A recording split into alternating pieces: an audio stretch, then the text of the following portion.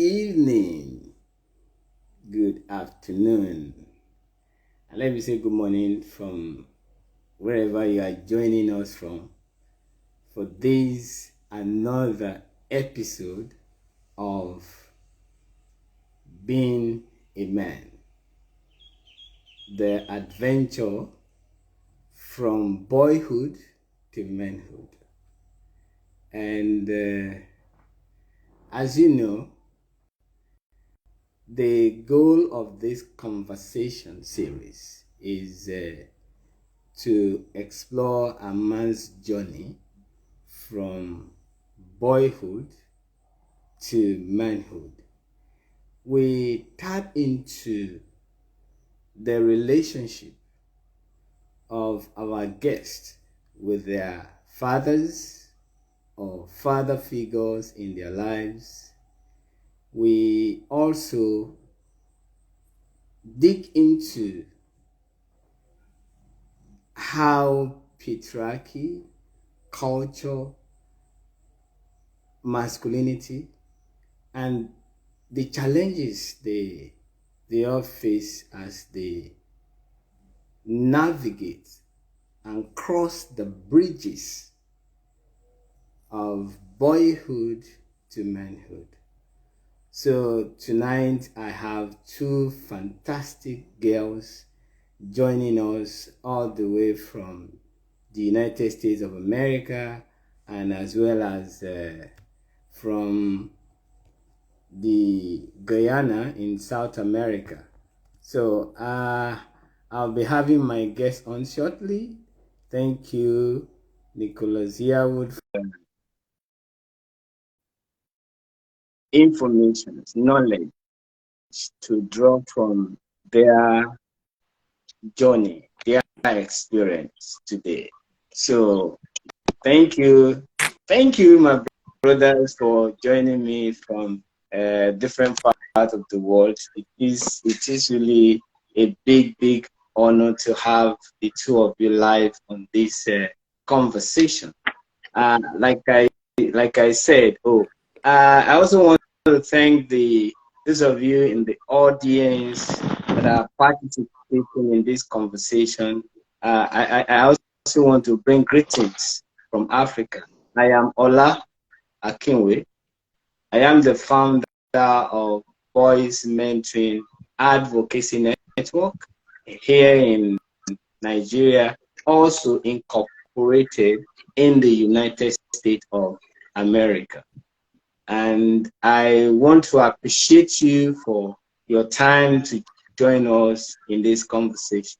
Wherever you are, you're joining us from, in any part of the world, I will appreciate you will leave in the comment section so that we appreciate you and know where you are coming from, where you are joining us from, whether from from South America, from India, from Germany, from London, from any part of Africa. Thank you. Please leave in the comment section where you're joining us so that we have you. And whatever it is that resonates with you as I bring my guests on this show tonight, please do leave in the comment section. And should you also have questions to ask them, please feel free to leave your question in the comment section. I want to thank you once again. As you know, if our boys are in trouble, all of us are in trouble. And when boys don't learn, men won't know. Someone put it this way, said, the greatest civilization, the greatest test of any civilization is whether or not we can cultivate the next generation of young boys, young men, to become good men, good humanitarian, good husbands, having to understand the positive male roles, develop quality relationship with them, helping them to identify the needs and Until this is done, this is why we are set up as an organization, to cultivate boys using these tools to help them become the man they should be. And this evening in Africa, the afternoon in Guyana, and morning probably maybe in the States, we have two wonderful individuals, men who have a lived experience on how the journey from boyhood to man. So the bridge is the cross. This is what we want to explore. I have with me, yes, what cultural challenges they face in development of boys and how they are addressing them. Thank you. There are a lot of questions already coming in. This is great questions. We will address all of this. Many thanks, Charles Anthony Robinson, for your questions. This will be addressed in the course of our conversation. But as the conversation progresses, let me quickly introduce my guest. My first guest this evening is my brother from the United States of America. He is Kenyatta Rouse. He is a former or a retired law enforcement officer who currently serves as the facilitator and community liaison officer of Redad Network in New York, USA. He's loaded with a lot of wisdom. He has gone through his own experiences, and join me to also welcome Brother Kenyatta. You're welcome. Good to have you. Thank you. Thank you. All right. I appreciate you. Thank you for joining. Also, I have with me, yes.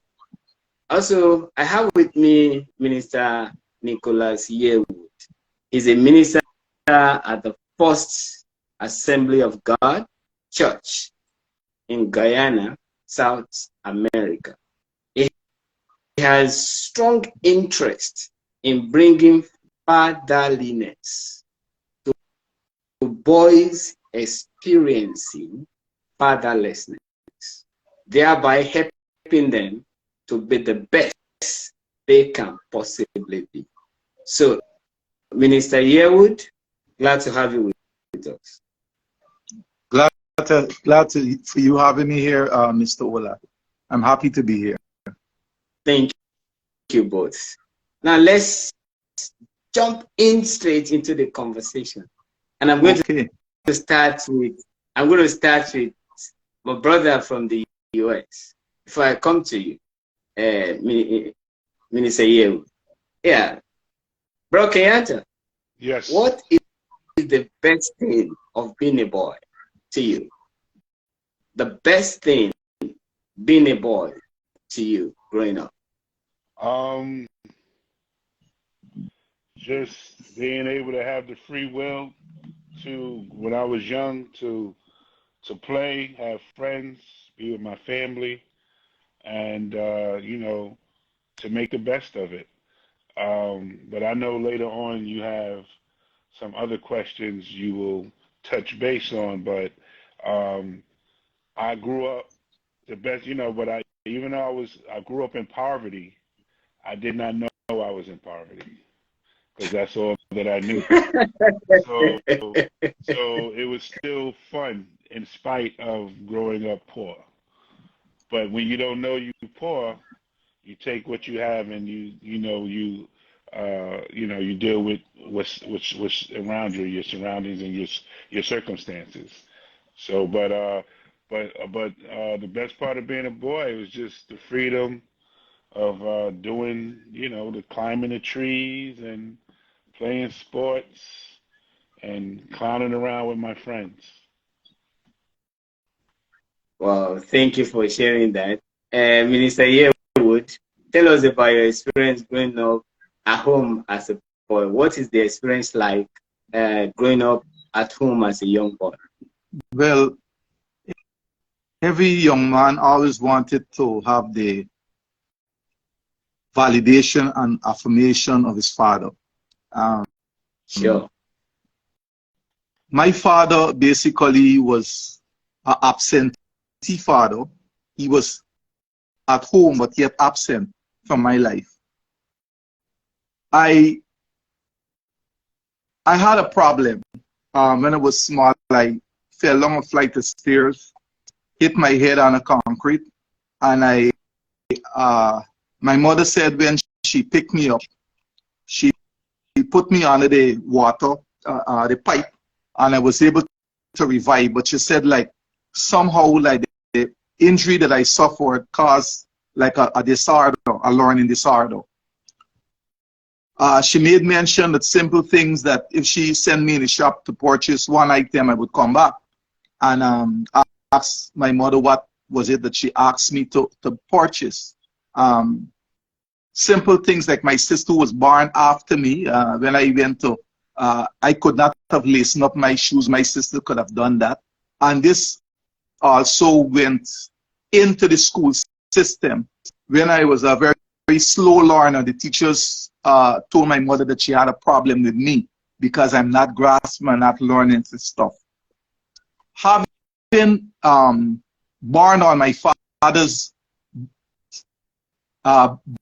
birthday, which is the 2nd of May, he was a very brilliant man. He got first in his classes, and there he has a son who born on his birthday that always running up at the rear. So as a result of that, it was frustrating for him. I received a lot of flogging because I was not doing good in my academic performance. And so it came a time where I even asked God, why is it that he brought me to live in this world? Because my father simply did not approve with me. He poured all his love in my sisters. Most of them passed to go Bishop's High School, which is the highest school in Guyana. I failed common entrance. I had to go and do something called PC to get into secondary school, and that was a big embarrassment to him. As a result of not receiving the love of my father, I became rebellious.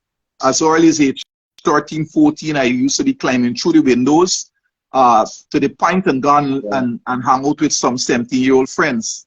And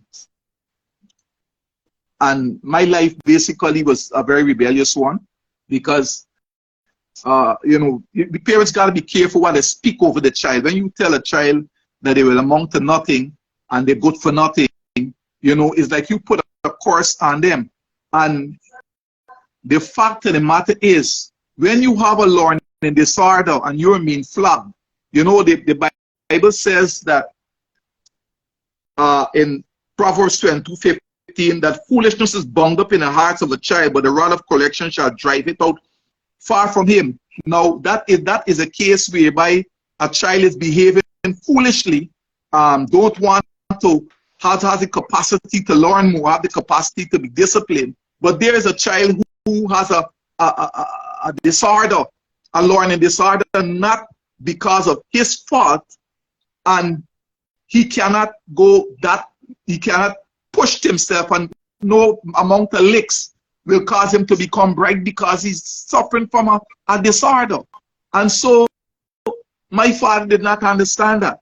And I felt that if I, you know, that I was, in fact, I was discriminated against in terms of receiving, there's no award for you, there's no reward for you because you're not performing academically and so forth. And so I had a very traumatic experience in my boyhood days. And to be honest, I hated my father for that.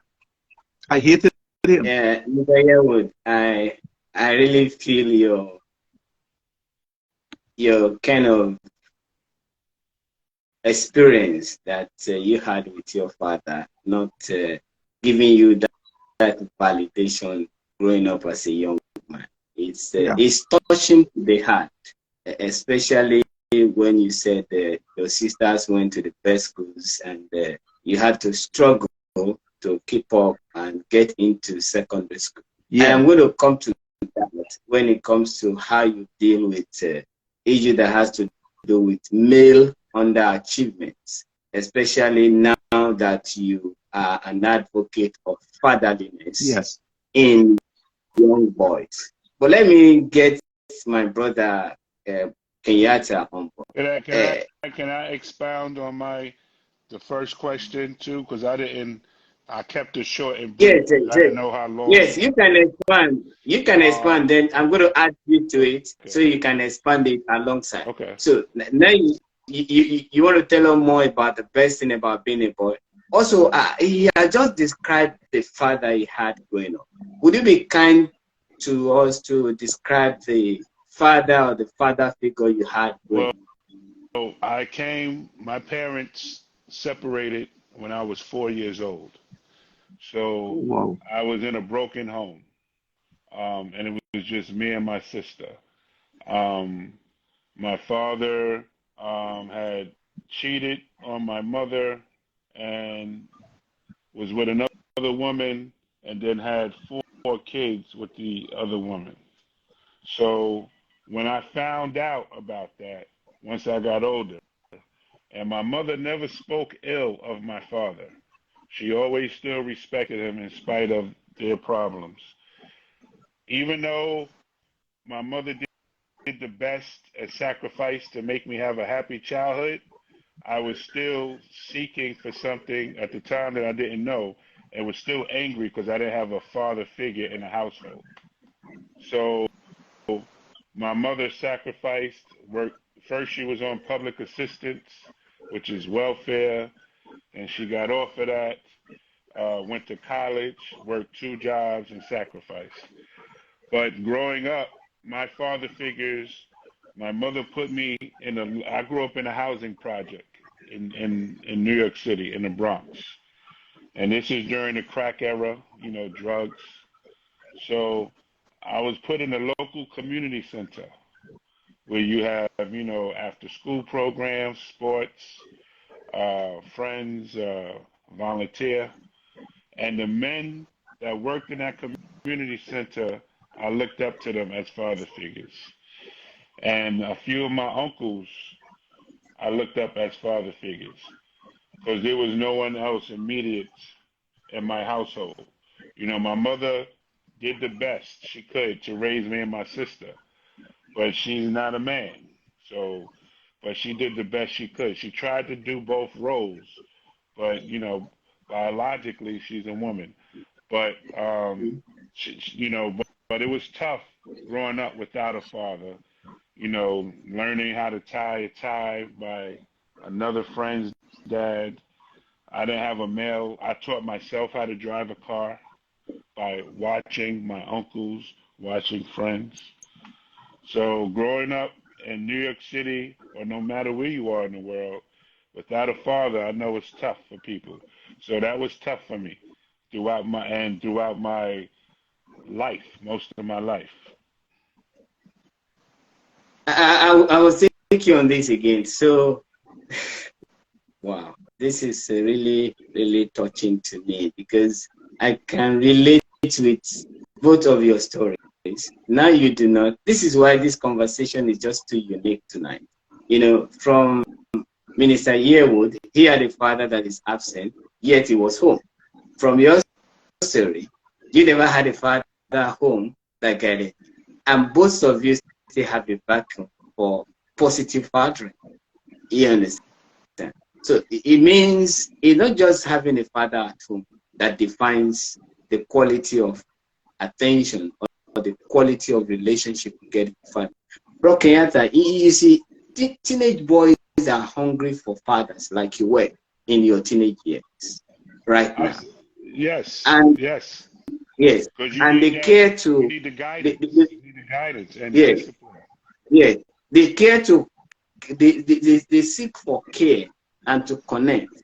How do you explain to a teenager right now that do not have a warm and loving father growing up as you grew up? How can they develop that kind of loving relationship with other male figures in their life? Now, because it was difficult for you, but how do you explain to a young teenage boy right now? Well, I think Ola, with, like, for example, with your organization, mentorship is key. And with me being placed in a community center at the age, I believe I was 7 years old, Wow. that helped me in my development. But me being a young boy, I did not know that. You know, I didn't know about mentorship or those programs, big brother, big sister, little sister. I was just put in this program because my mother needed me to go somewhere after school for after school program so she could continue to work. But by she doing that, placing me in this program was very beneficial for me as a human being and growing up into the man that I am today. Even though a lot of it has to do with my mother, with her giving me values, integrity, you know, faith, spirituality, but seeing these men in the community center, positive men, I modeled myself after them and also some of my uncles. But what I would tell a teenager now, find a teacher, there's role models. Everybody that's a role model is not an athlete or entertainer. You have role models and mentors in the church. I was also very active in my church growing up. I was usher. I was on the usher board. I participated in the plays at church. Um, so, you know, I had after school jobs too, you know, once I got older. But I had a community of people that I had to look up to.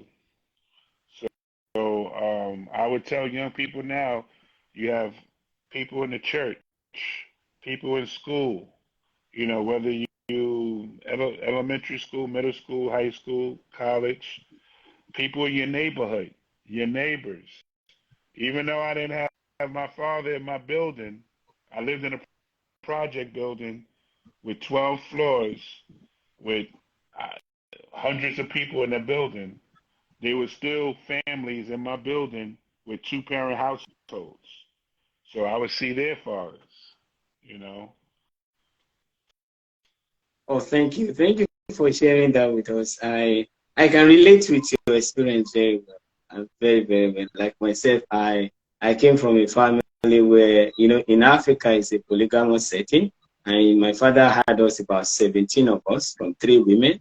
And it's more or less like a visitor. I had a visiting father. It's not, he comes when you are. We even have more time than the other siblings of mine because he tends to stay more with us because my mom has a separate room for him. So that makes him a little bit comfortable when he comes around. But yet, you know, he's kind of very abusive. My dad was alcoholic. You know, he can be drunk and just urinate on you while you are asleep. Doesn't so you kind of it's kind of experienced that. So Minister Yearwood, like you were explaining to us the other time, you know, trying to describe your father and all of that, and how that is not being able to validate or establish a positive bonding with you. How it kind of affected your growing up. I would love to ask you, what do you still cherish about your father that you preserve today, even despite all of I didn't hear the question, Ola. yeah, I said despite the fact that your father did not really cultivate that authentic relationship you so desired, that kind of validations, you know, Yeah, bonding, yeah. relationship, approval, you know, Yeah. that you look up to. Was there anything you can still cherish or you cherish about your father, and despite all this that happens? Well, you know, he posed a question to me. First of all, let me explain something because I wanted to understand how can my mother tolerate uh, his adulterous life, um, women calling home and telling her that she has the ring but not the man. And you know, she used to be very humble as he dressed to go out. You're smelling perfume and so on and whatever. And I saw that she was miserable. I saw she was crying sometimes, talking to herself like if she's going crazy. I asked her a day, why is it does she tolerate my father infidelity? I cannot understand that. And she said, Nicolas, you have to understand something. Men do three things. They drink. Yearwood, are you there? Are you frozen? And having women are the less of the three evils. And so I inform myself that when I get married, that at least if I have women with my wife, they will be respectful to her. But the fact of the matter is, as a teenager, I became sexually active 15, 16 years old. I was very, very promiscuous, have a lot of women and all these kind of different things. I was looking for love and validation all the wrong places, right? So that's the setting. My father, but I remember, but my father I can give a tick off to. He took everybody to learn to swim at the swimming pool. He always believed that you're supposed to have some sort of survival instincts. In addition to that, when I was around 15, 16 years old, whenever school closed, he always find a job for me to do a labor job where I can earn my own money instead of asking him for money to do anything with it. But the sad part about it, he used to tell me that he need half of it when I return. And so I find that found it very, very, very, you know, unfair, because you asking me to go and get my own allowances and do survey work in a swamp, and when I come home with all the mosquito bites tired or whatever the case may be, you collecting half of everything. You supposed to be looking after me. After all, I'm 15 years old. You know, I haven't reached that age. And so I noticed a lot of unfair things. And I remember this, I saw my friend there mentioned about learning to drive. I had to steal a car to learn to drive because my father informed me that no children will not leave him home, and when he's ready to go and conduct his activities, the car is gone elsewhere. So we had to wait till 2, 3 o'clock in the morning and push his car out, you know, and then when we reach a good way up the road started and we make we move, and we go and drive around the city and come and bring it in, because we know if we are caught, and I'm talking about my teenage life, that we would have received a song trashing. So with respect to, I never had nobody to put any structures in my life. Tell me what is right, tell me what is wrong. All you receive information, but from a wrong source. Other men who tell you about what to do to women, how you'll be able to get them into bed, the tricks and what you have to do and so forth. You learn how to roll off a piece of weed and smoke it, right? Because of course, you don't know exactly that, well, this is bad for you or whatever. You have no guidance at all, no career guidance as to what you want to pursue. Because basically, if the parental authority believes that you cannot ever achieve anything because of your mental state, they're not giving any advice as to what you should do. And so I went on. I can tell you the power of God. I never had God in my life. I know that God was there because, of course, He saved me many times. Even in my promiscuity, I had friends who died from HIV/AIDS, you know, and I should have been dead. But God preserved me and protect me until that time when I had to make a decision. And then my life turned around. I never believed that I was a university material. I never believed that I could have owned my own house and my own car, but for the mercies and grace of God. You see, when you read the Bible, you know, and the Bible says that you're the head and not the tail, you're above and not beneath. You're more than a conqueror. You have to unlearn all the negativities that were spoken into your life. A simple explanation. I saw a simple experiment whereby they took two plants. One, Okay. two plants, plant a seed, they start growing. Okay. They have the same water, the same food, nutrition and everything, the same sunlight. But in the experiment, the person conducting the experiment asked the students to go and curse one of the plants. Tell the plants they're going to die, they're going to become stunted, and whatever the case may be. And by the meanwhile, compliment the other plant and tell the other plant how lovely you're looking, you will bear up, and so forth. And you know what happened? The plant that received, and although they're receiving the same sunlight, same food, nutrition, everything, that plant that was told negative things died, and the other one bloomed fresh. And so when parental authority speak evil things over you, tell you that nothing good will come out your life, and whatever the case may be, and there is no balance of information in terms of somebody telling you, no, you're valuable, you will die eventually, you do things to kill yourself, you become an alcoholic, you start smoking, your life becomes wayward. And so when I start reading that Bible, I said, God, you talking about me who's suffering from low self, you telling me. And then I realized God never created a failure yet. We need to get in terms of what I am doing of changing fatherlessness to fatherliness is the fact that I am the chairman for the Breakdown Secondary School, and I make it my aim to go and talk to students. Some boys, all they want is a hug and tell them that they're important. All they need is some form of validation. And you don't necessarily have to be their father to validate them. You just need to go and give them a word of encouragement, you know? And that is what changed around my life. Mr. Yearwood, this is loaded. There is a lot that we need to really maybe dig deep in your experience, because a lot of boys are there right now. They are promiscuous. Yeah. They are seeking love. They are looking for a way to validate.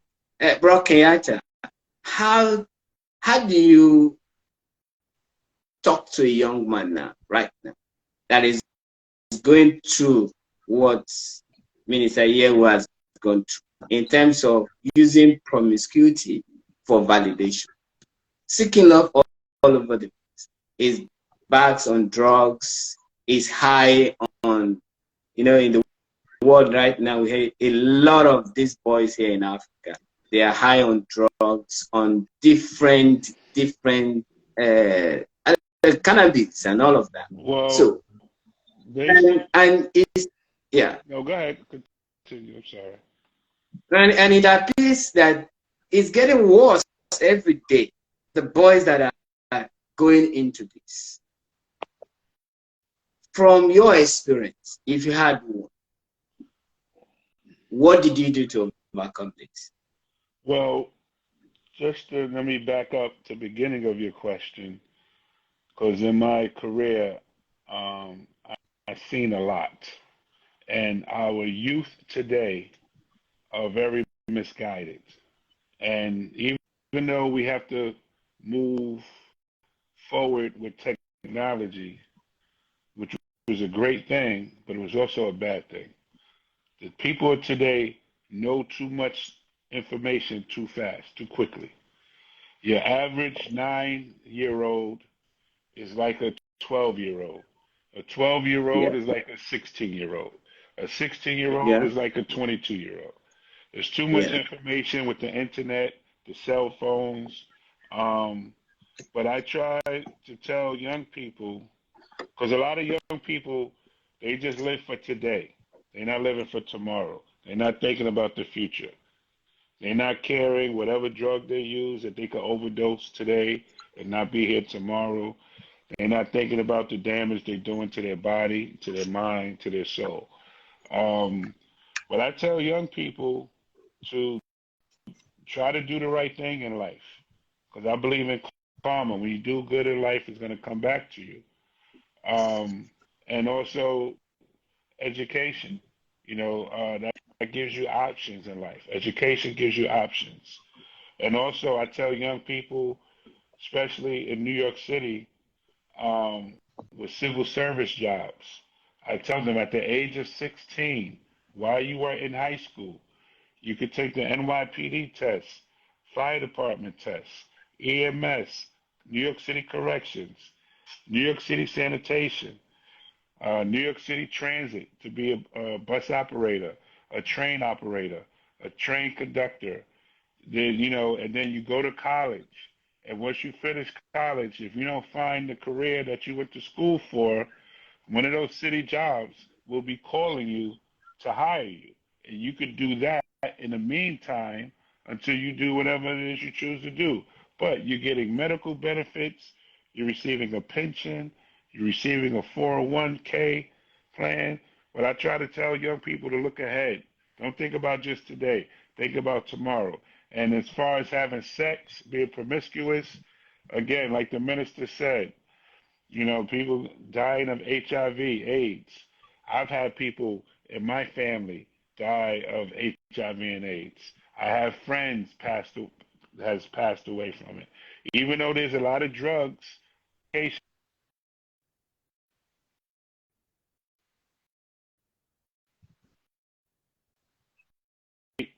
where you could live a great productive life.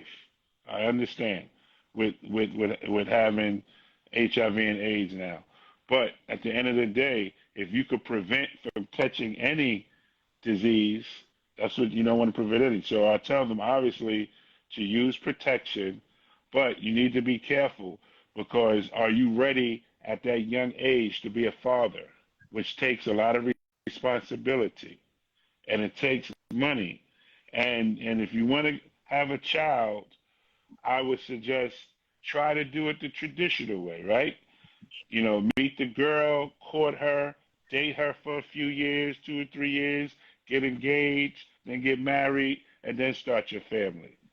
But I tell people, make sure whoever you have a child with, you choose wisely. Because once you have a child with that person, you're connected and bonded for the rest of your life. And Absolutely. I love my kids. I have a 21-year-old and an 8-year-old. I love them to death.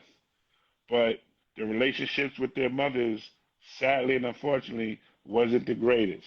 And I'm not going to just blame them or me. It takes two. Mm-hmm. But, I wish our relationships weren't the way they were. I wish they were much better. But I tell young men, choose wisely. And then, I'm not even going to get into the whole with child support Yeah. Yeah. but you need to, I tell them this is a great opportunity. What they have now, we did not have growing up. We didn't have all this technology. We didn't have smart TVs, smart refrigerators. We had black and white TVs, and then it started with color. We didn't have cell phones. We We don't have spoke that. we spoke to each other. Young people Absolutely. We now, play in the rain. young Yeah. people now will sit in a room together in the living room and texting to each other, sitting next to each other. They texting, and that's Yeah, all. yeah, Yep, yeah, yeah, yeah, yeah. yep. That's the world that's the world we live in. I was going to come to technology soon, but before I get to that, Bro Kenyatta and Minister Yearwood, both of you are going to address this question. I don't know who is going to go first, but whoever wants to go first is allowed. How do you manage disapproval and rejection from peers or from belonging to a group growing up as a young boy? Because I had that challenge growing up.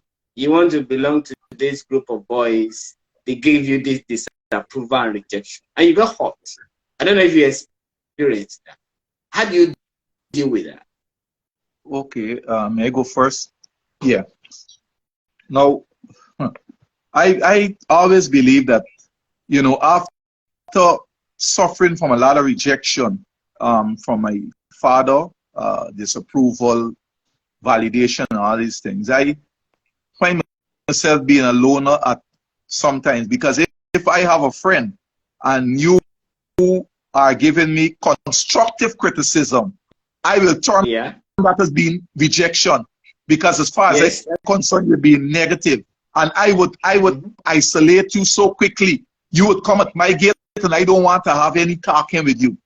I carry this kind of attitude through relationship because to me, as far as I concern, I heard that from since I was a child growing up, and now I'm with you. Even though I know in my heart of hearts that your construction, that your criticism has validity, I am still hurt, particularly if I cannot do anything about what you're criticizing me about. You know? Say, might want to sing the song, I gotta be me. What else can I be but what I am? You know? You're not seeking to change because you believe that even if you change, somebody else going to criticize you. And so my wife brought that to my attention, because when she tried to criticize me, because of course, you know, when you in a marriage and you don't have an example in front of you what a good marriage is, you don't have an example in front of you what a husband should be doing, and so forth. And here is my wife commenting about certain way that I might do something, and I am mad because as far as I'm concerned, you're criticizing me. And I say, you just like all of them. My father and I, you just like all of them. She had to settle me and ask me, she said, Nicolas, here, I love you. We are in this thing together. They got all of them, right? You know what I tell you is wherever. Take my suggestion, do A, B, C, and you will see what is going on, what will happen to you. I want to say that it is good as my colleague there said just now, that you need to know who is it that you're receiving, because sometimes a woman can either break down a man or make a man, and therefore she would be there to see your weaknesses, which may be based on experience, because you don't know. You're going into a venture that you don't know anything about. You're going to get married and you don't even know what it is to have a land on your own home, and no sisters, no help about anything else. You're getting into an area in which you do not have anything to know, you don't know anything about. And I have seen whereby when, you know, I start, after telling before I start launching out, all right, let me give you the example when I'm talking about adulthood, becoming adulthood. Because basically, you're moving in an area whereby you need to get a better job in order to be able to afford a home and car and all these different things. I observed that when I took a chance and went to a particular place to work, they had 3 months examination. It's like if you only know carpentry, somebody send you to do rocket science or engineer. And you have to get over 60% to pass. I said, oh God, why did I leave my job to go and try this thing? And my wife hold on to my head and start praying, asking God to remove this fear of failure, and Lord God, touch his intellect and his wisdom. Let him to be able to understand that you know, your word said that if a man lack wisdom, all he need to do is ask and he shall give it to him. And let me tell you something. The first test was 6 to 1. The other test, I moved to study 7 days, and then at one time I topped the whole class. But I'm just trying to tell you that God, all of us, the young men need to know, all of us have in our earthen vessels, we have treasure. And it's only the Spirit of God, it's only God knows what is in that treasure. And unless we tap into it, right, it will not be explosive. That's why some people are miserable when they're on a job, and that is not their calling. But whenever, you know, you gotta ask God, what is your calling? And I soar above the managerial structure and reach as far as a manager. I was able to receive my own. I went to university, and I was not supposed to be a university material according to the courses that was spelled on my life. And at the end of it all, my wife always knew when I had an exam, I used to get diarrhea whole day. Fear. All right. You know, All right, let me end quickly by Minister saying Yearwood. this. I Yes, was able to Minister. even move to have my master's, and how I get how my wife decided to enroll You're going to, me, and I did not know. And so when yes. she called me to the institution, and she and Yeah, tell me for fellowship, and then just tell me that, well, listen here, you got to start from now. And I said, okay. well, if this lady see a master's in me, then I have a master's in me.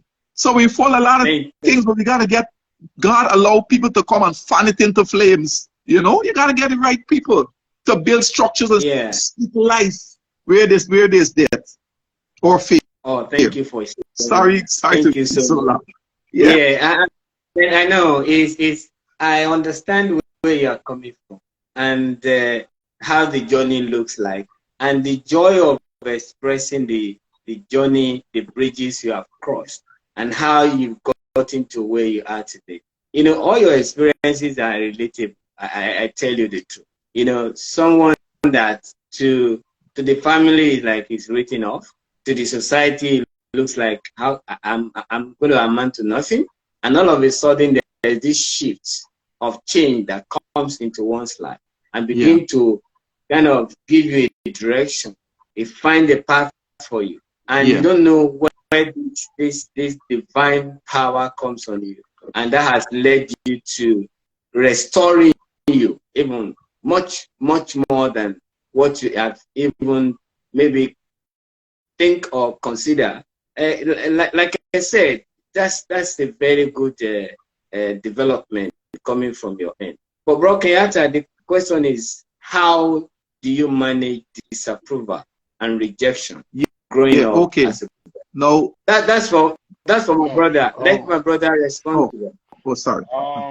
It was tough.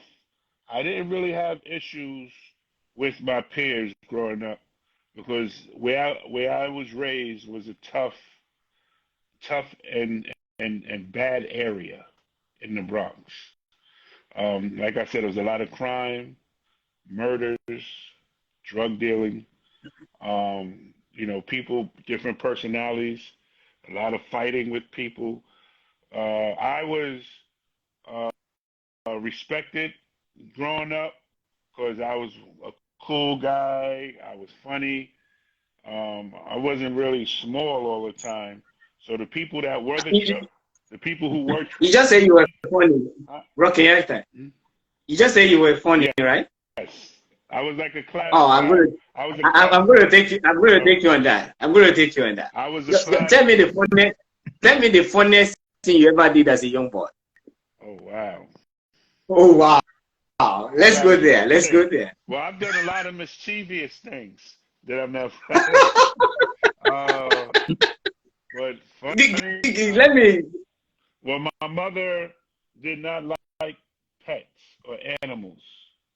So, with the community center I told you I was a member of, which was the Castle Hill Yeah. Community Center in the Bronx, right? In the Castle Hill projects.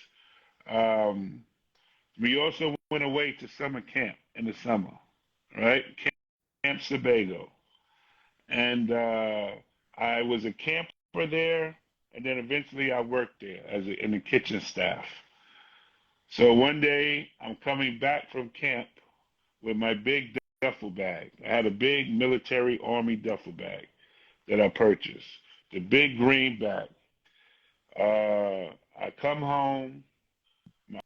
I'm unpacking to wash the clothes. My mother's gonna wash it, and it was quiet in the house, and you hear rivet, rivet, and we were like, "What is that noise?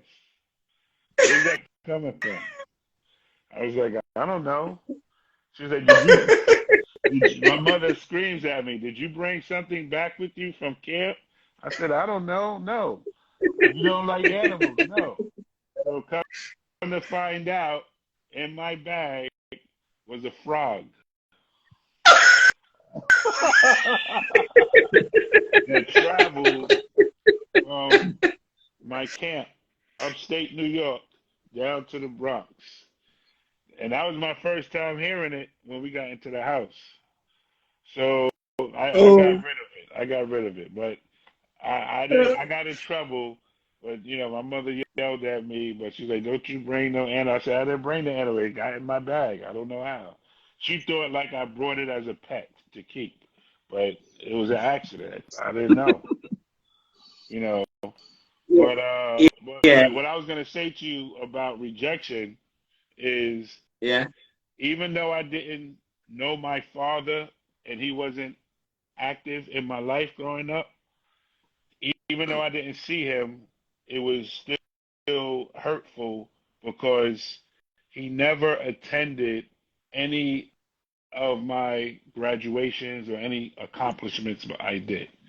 For example, he never came to my kindergarten graduation for stepping up into first grade, never came to my elementary graduation, my middle school graduation, my high school graduation, my college graduation, never came to no football games when I was in high school or college, never went to my police academy graduation, and then when I Wow. was able to get onto the SWAT team in the NYPD, which is called the Emergency Service Unit, he never came to that graduation. But I was already, but we later on, if you get into it, we later on was able to have a relationship. Yeah, I But was going to come but, to that. but later on, Ha- I know you may ask me that, but for Yeah, yeah. a long time, I want us to I was address that angry. right now because how did you how did you get to reunite with your father, and what kind of relief did that brings into your life? Um, well, like I stated earlier, my mother never spoke ill of my father, and she knew I was angry that we didn't have a relationship. And I used to talk bad about him.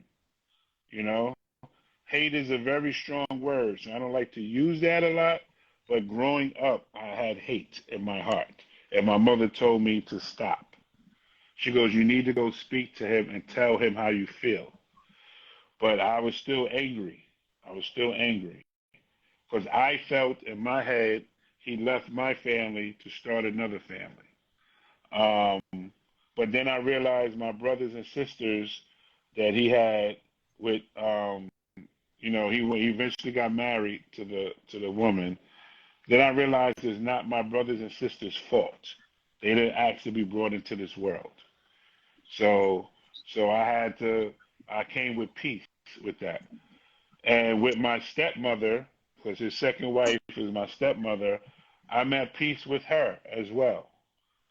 Things happen for a reason, and if it wasn't for how things happen, I feel I wouldn't be the man that I am today. You know, and with him doing what he did, made me take fatherhood very serious, made me be active in the Real Dads Network because of my situation. Because I really don't want any child to go through what I went through, even though unfortunately I know they are. But so he started a relationship with my sister, my father.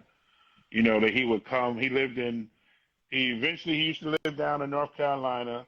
Then he relocated to Pennsylvania, and he would come to New York City to visit his family, and then he would see my sister.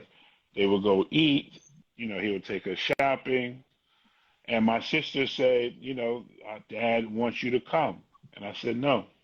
I'm not ready yet. And then my son was born.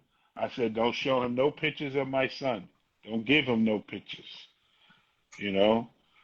But then years later, and my father was sick. He had diabetes very bad. He had heart issues. He was overweight. And my mother said, your father's sick. You need to speak to him. You need to speak to him. God forbid if something happens. So when my sister used to go visit him in Pennsylvania sometimes, I said she would go with her fiance, who's now her husband. I said, when next time you go, I'm gonna go with you. And my sister didn't believe me, but I went with her, and I surprised my father. and he cried when he seen me, and he was getting ready to get his foot amputated because of diabetes. So he was on bed rest in the house. So I asked to speak to him alone, and I basically told him how I felt for about an hour and a half. I went from everything from A to Z because there was a lot of things that happened that, like he was supposed to pick me up my first year of college, my first year, to go home when you leave for the semester, and he left me stranded. He was supposed to pick me up, and he never showed up. So, but then we reestablished our relationship, and we had about a good 7 or 8 years until he passed. He passed June 1st, 2007. Wow. Wow. Thank you for that, for sharing that with us and making peace with your siblings, your stepmom, and your dad. That has brought a lot of healings to your heart. Minister Yearwood, prior to this conversation, we were having some discussion about you and your son and how things didn't turn out the way you had expected. Yeah, would you want to encourage other fathers in your advocacy or your quest of bringing fatherliness to these fatherless boys? Let me say something first before I get into that. With respect to, I have earned my father validation finally after like about 10 to 12 years ago, after he realized, because and I ensure that all these different things, these Kodak moments, I took him to the university when I was graduating and took out photographs with him. When I was getting my master's, I took him also and, take out photographs with him. And so what I was trying to establish to him is that everything you declare over my life, right? God have upturned it, and I've become, I've become what God intended me to be. He looked at me and he said, something, I never believed that you would have turned good. And I want to tell parents right now, do not give up on your children.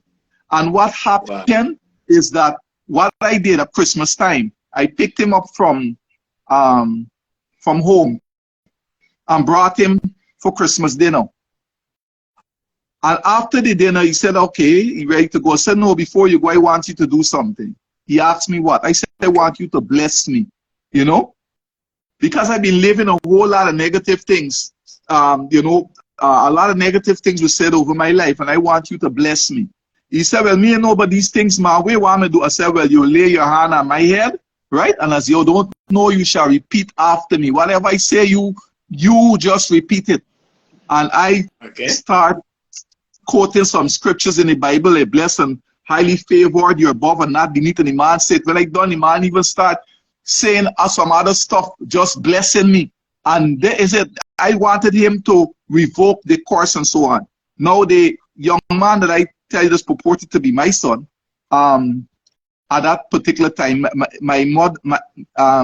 his mother and I had a relationship, and she said that she was pregnant for me and so on and whatever. But what happened is that shortly after, basically, she left to go to the Barbados or wherever the case may be, right? So I never really had any kind of relationship with him. Apparently, like when he was in Barbados, then the smoking commenced and all these kind of different things. And to make a long story short, he became a junkie. And schooling was tried. My family pitched in. They took him to rehab. He walked out of rehab. They took him to, he went through schooling and so on, difficulties. All people got to run in to talk to wherever the case may be. And the last straw that happened is that the day he visited, he was staying at his grandfather's house. And he was staying at my father's house, and at that house, he decided he come home and my father asked him what he was doing because he overslept the night. And he got mad and went with some piece of wood and start lashing out. My father had to run to the thing. Anyway, I am still trusting God for him at this point in time because a lot of parents out there invest in their children, and of course, you know, they don't turn out to be what they want to be. And sometimes some of these things are caused by you know, the way they're treated. The alcohol becomes a friend, right? Or what happened? They become part of a group, a peer pressure group. I remember I was pressured into smoking weed. A friend of mine told me, said, listen to me, boy, you want to pass this exam, you got to smoke weed. And when you reach in the examination, everything that you study gonna come back to your remembrance.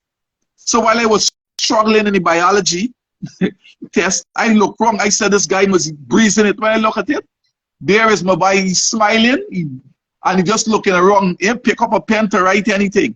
So there's a lot of what would say myth out there about what weed does and so forth, and what the cocaine help you to do, and what the alcohol can help you to do, and ecstasy. What people are trying to do, they have problems, and they're trying to medicate the problems. I don't know exactly what will happen. I tried to call him. He's not answering my phone calls or anything of the sort.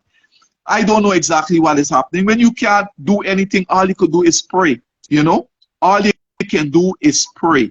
There are so many other things to say, but I cannot, you know, because basically it is not nice. It is not nice. Thank you. Thank you for sharing that. Yeah, I know. I do know. Thank you for sharing that.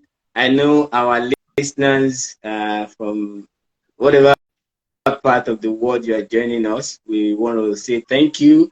And if you have any questions for my guests, feel free to ask in the chat.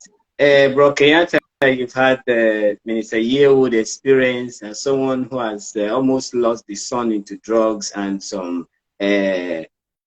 unruly behaviors, which has brought about an unexpected negative outcome, which is not pleasant to him. Yeah, I like both of you to also respond to this question that happens to men generally, not just peculiar to men, but it's just like unfolding life events, which often come or become stressful. So what was your most stressful life event? And when I mean by stressful life event, I'm talking in terms of the death of a loved one, divorce, illness or injury, moving unexpectedly from one particular place to the other, or the loss of a job. Have you experienced any of this? If you have, how did you get through? And how can men learn from your experience to get through any of this? Wow, well, I have numerous, but I try to keep it short. One, my grandmother, my mother's mother, I was very close to her growing up. She lived in the neighborhood in Bronxdale Projects, not too far from the projects I lived in. And I would go over there a lot on the weekends with my mother, going to her mom's house to go food shopping, clean up. And when she passed away of cancer, that was very, very difficult for me. In her last year, I was in middle school. I moved in with her so I could physically help her, physically pick her up, take her to the bathroom. I gave her a bell because she was too weak to walk. But that crushed me.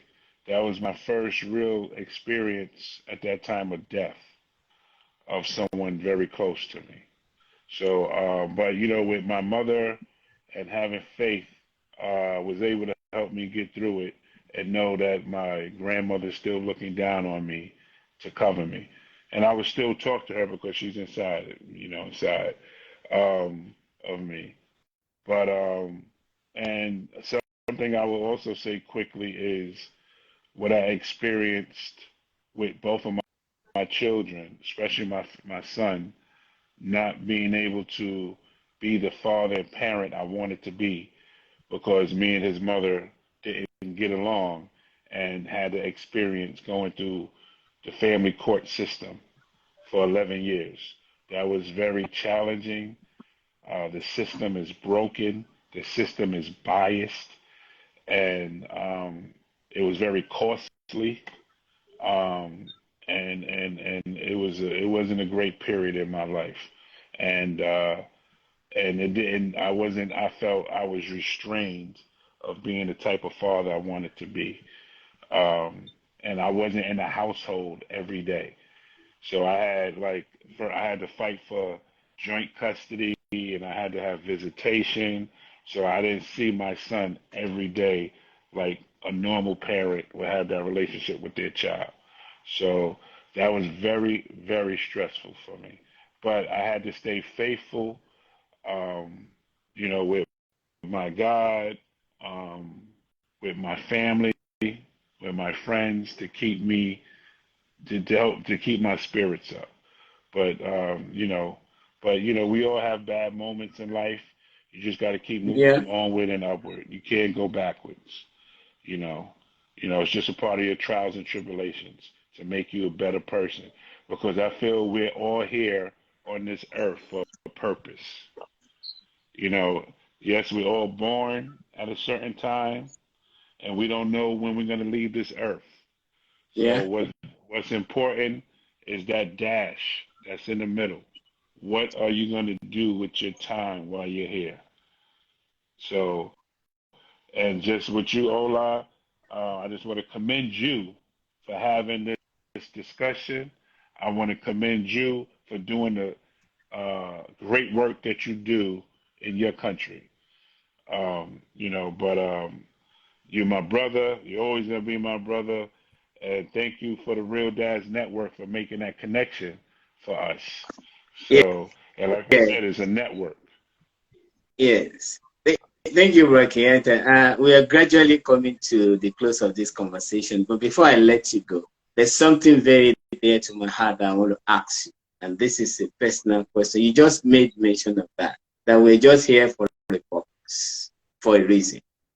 Now, the first one you need to answer before you leave is, do you have an ideal kind of man you want to become when you do not have a father in your life?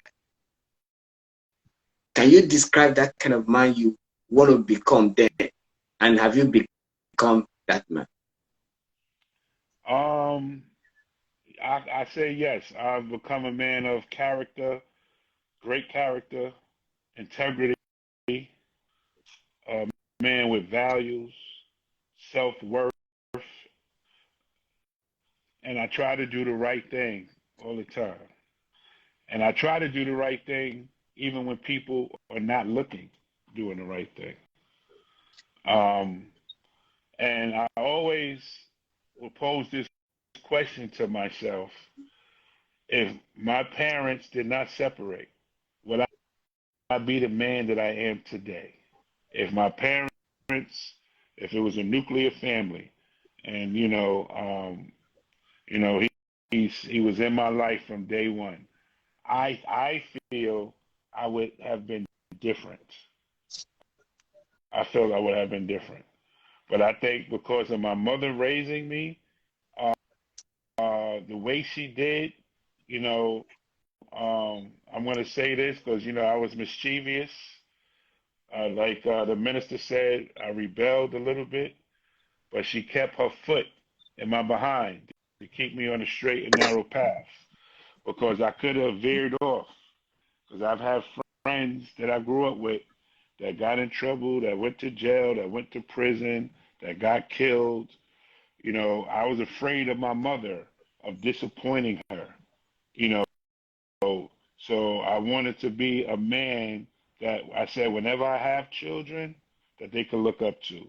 And I said I want to be better than my father. And I said I want to do what my father did not do.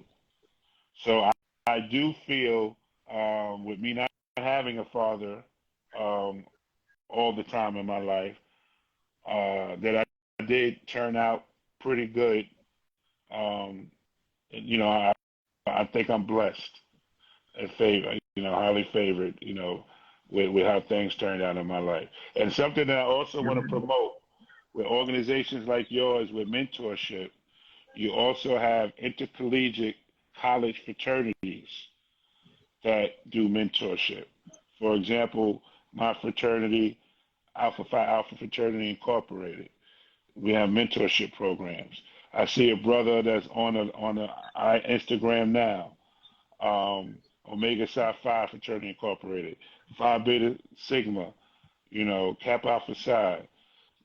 All these organizations have mentoring programs, and the sororities also have mentoring programs for the young ladies. So there are organizations out there for this. And also, I'm a Prince Hall Freemason.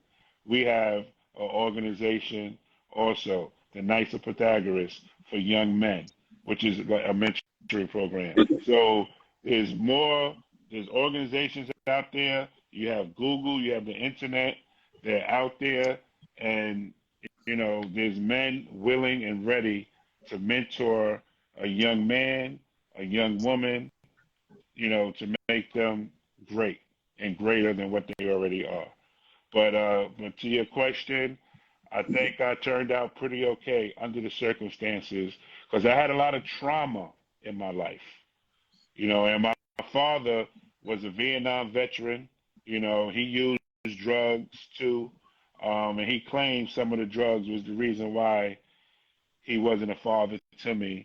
But I'm not going to just take that excuse because you wasn't on drugs 24/7.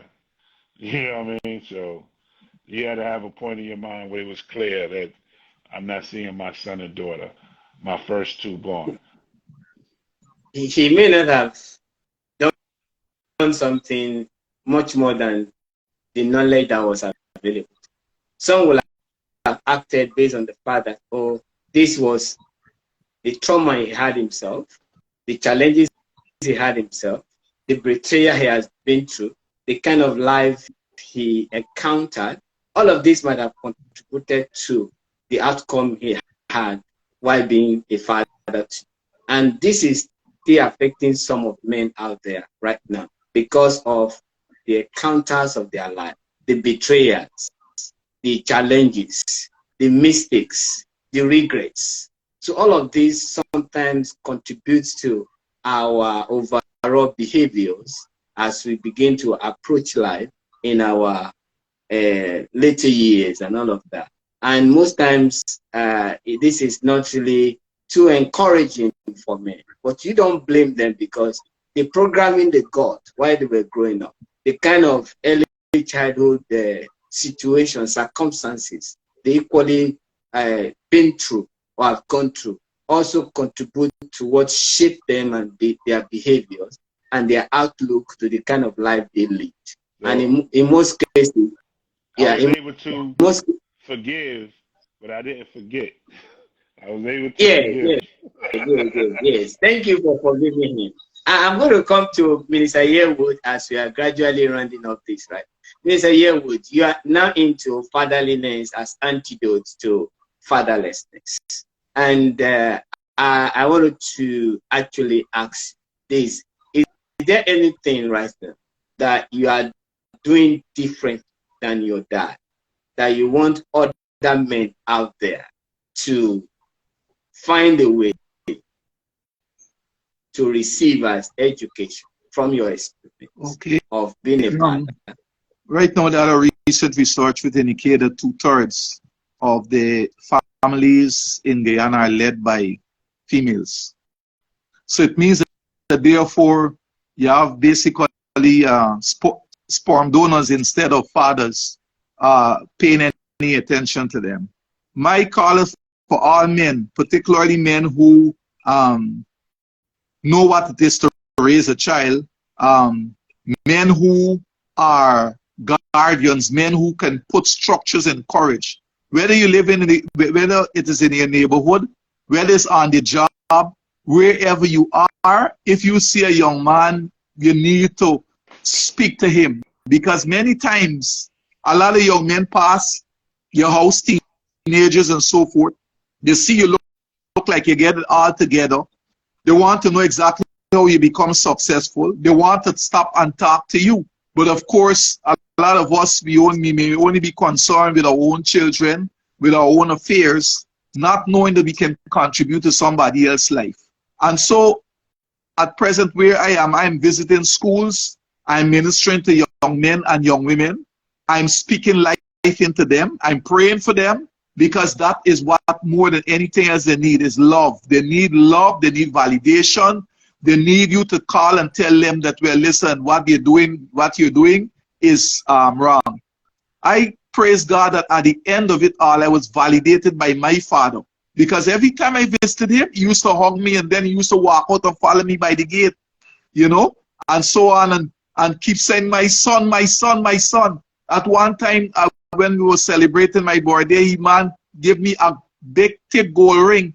You know, I felt like if I was the prodigal son came out, wherever, but it means that therefore I received his approval. And that's something that I longed for in years. He could not have done it. God had to do it.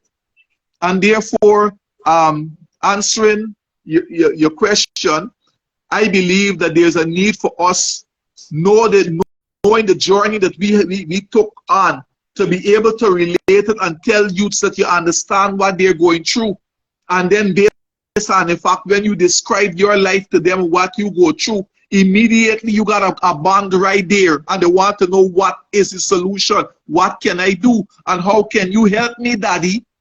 They have a lot of people want to, you know, you have strict fathers who are taking possession of these guys and doing a whole set of things, and want them to call them daddy, and they're being sent to rob or wherever. We need to be daddy for other persons, people, children. We need to put structures in them, speak to them, you know, whatever the case. Once they're willing to listen, let us speak to them. Let us speak to them, and you'll be surprised at the answer that they receive. Because you and I might be very, very respected in our society. People are looking at us, particularly young men. Young mothers want to come and talk to you, Ola, and say, you know, my son behaving a little bad. Can you really come and speak to him, please? And they will behave bad once they're going through fatherlessness. They will behave bad. The mother got tumbled them like how a father would. So they will be able to be organized like what my colleague here suffered. Right? Thank you so very much. Thank you everyone for joining us. Thank you for your comments.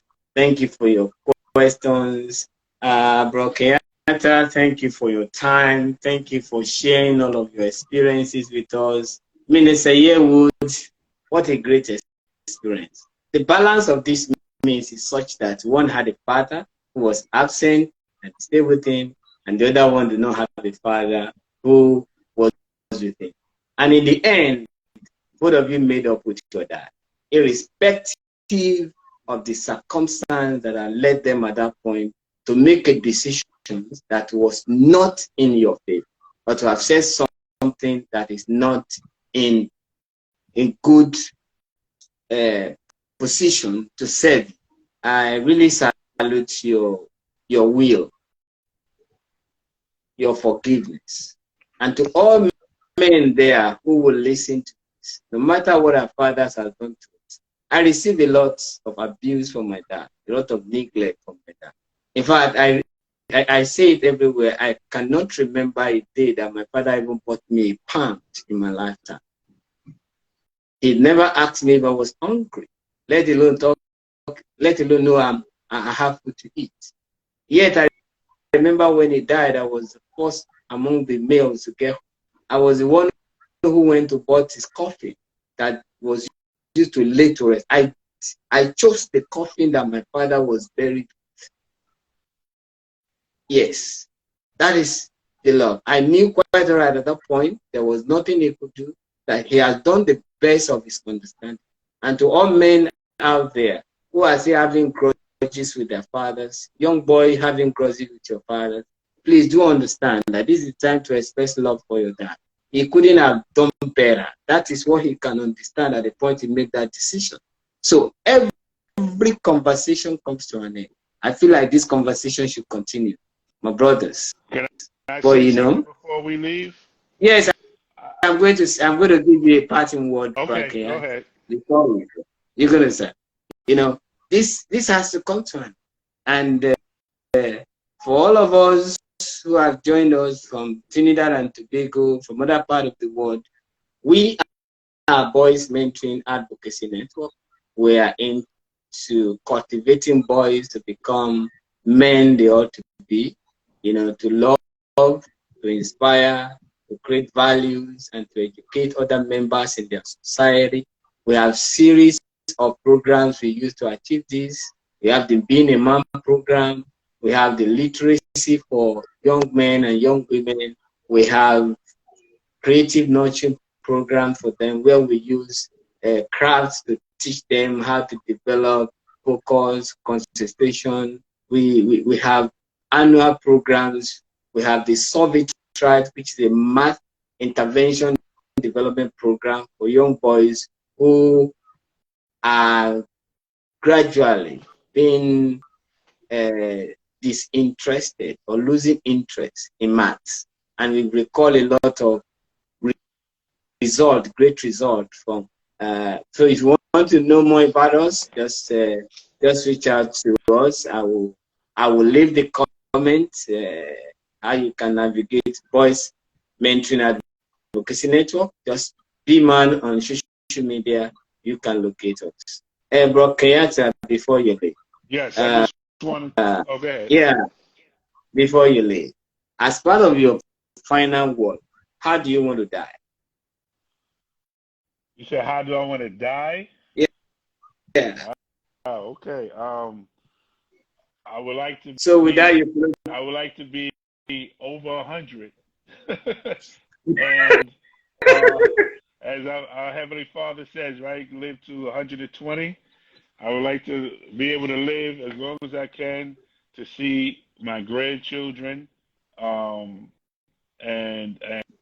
die with respect and greatness to my name, and knowing I did the best I could while I was here, and people know type of good man I was, and good father, and good friend, and good uncle, and good nephew, good godfather. But can I add on to something to that before? Yeah. I wanted to give a shout out to the founder and CEO of Real Dads Network, Derek Phillips, because I've been volunteering with the organization for the past 17 years, as you stated Wow. earlier in the beginning, as a facilitator and community liaison. And also, this organization has helped me tremendously. We're the only fatherhood organization that put on a week of events the week before Father's Day. If you're out there listening, you could go into the Real Dads Network website and find out what we're doing in the community. We also have a father daddy daughter dance, and we meet every Thursday on Zoom with men from all over the country. Even Brother Ola is on from Nigeria. And we have brothers from Ireland, England, all throughout the United States, all over the country. We meet every Thursday. You can log on where men are vulnerable, talking to each other, giving each other advice.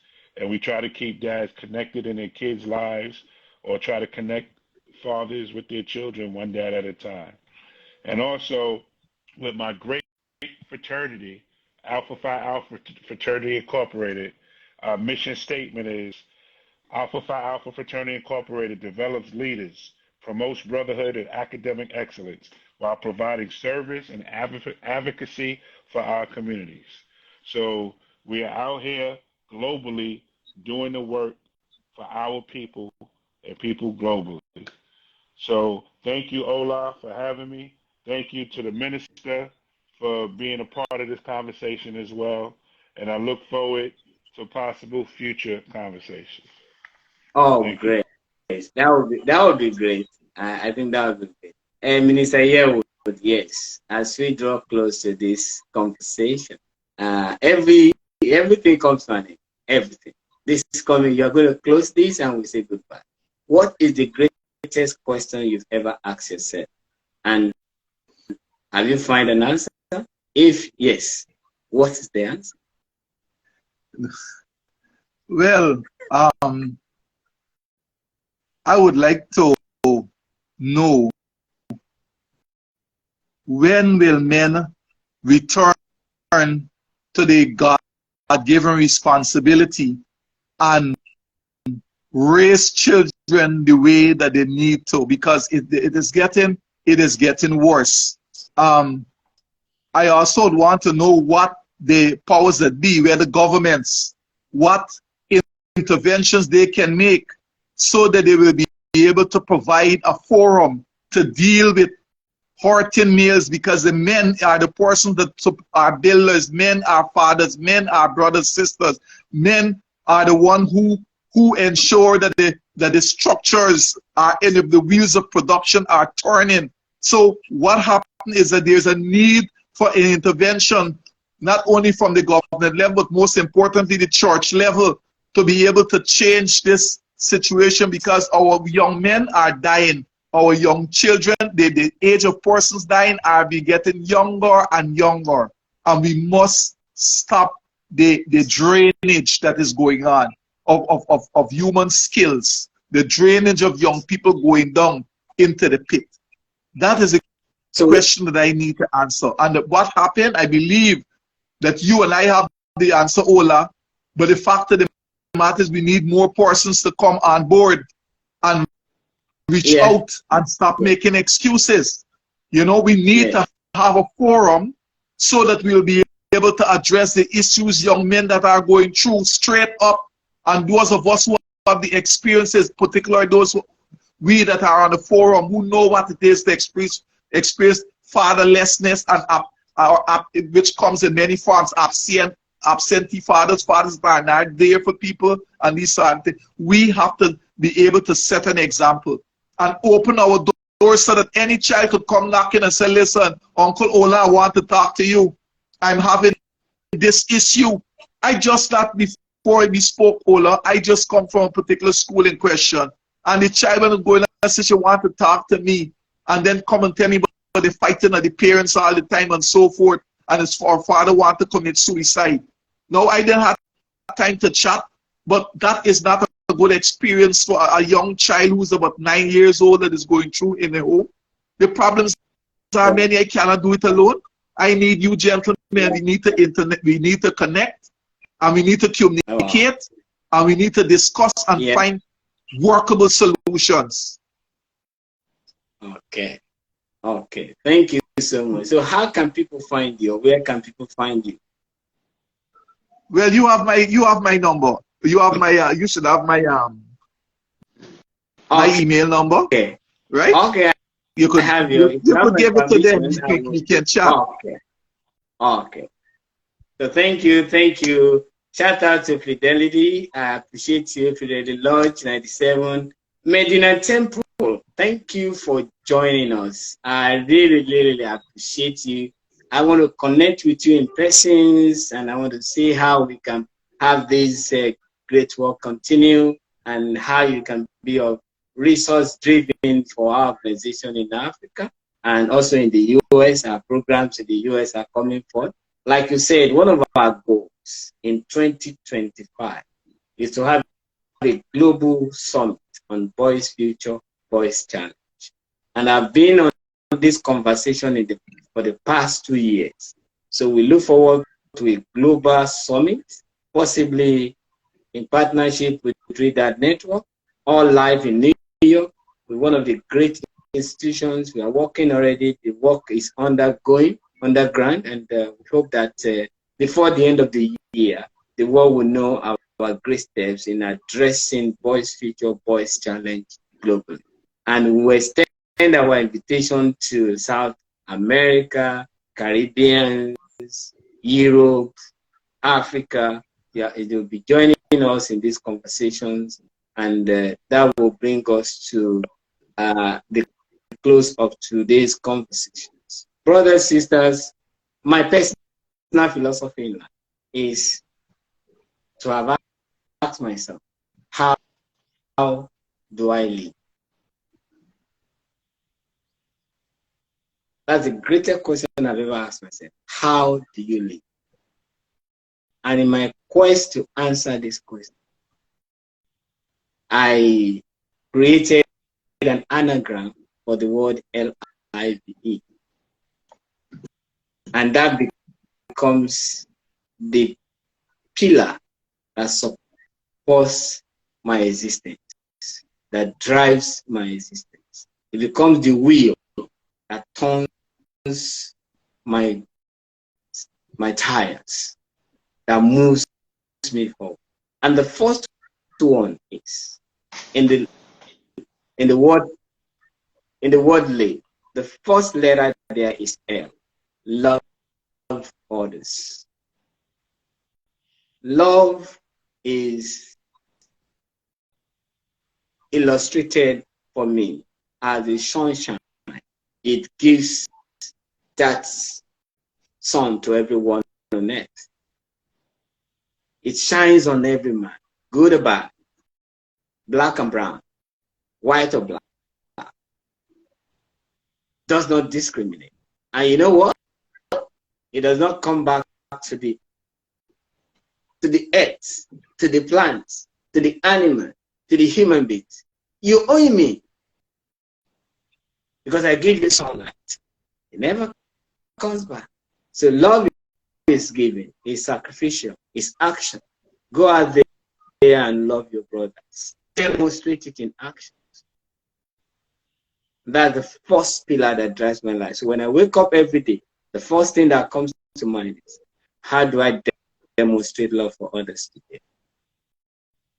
The second one is I, which is inspire. I love the way someone put it. I may not get the name properly, but I heard it from Les Brown. He said, I aspire to inspire till I aspire. So we're all here to inspire others. Yeah. Our life should inspire others. And how do I mean? The word inspire itself comes from the Latin word, inspire. You breathe into a dying situation, and that situation comes alive. That's what we should do. That's what I do every day. My third pillar is value, which is the V. You create values while you're here. You add value to humanity. And I say whatever, if your life is not creating value and adding value to our collective existence, you have robbed humanity of your own existence. You've come here to rob us. And the last but not the least is educate others. What you have done now is people have gotten education from your experience. They've been motivated. They've been inspired. So thank you for being part of this philosophy of my life. By demonstrating that tonight, I truly appreciate it. And I want to say till next week when we have another episode of this conversation, being a man, the adventure from boyhood to manhood. I want to say goodbye. God bless. Good night. Bye. Goodbye. Thank you. Thank you for having us, Ola. Thank you. God bless you. Bye.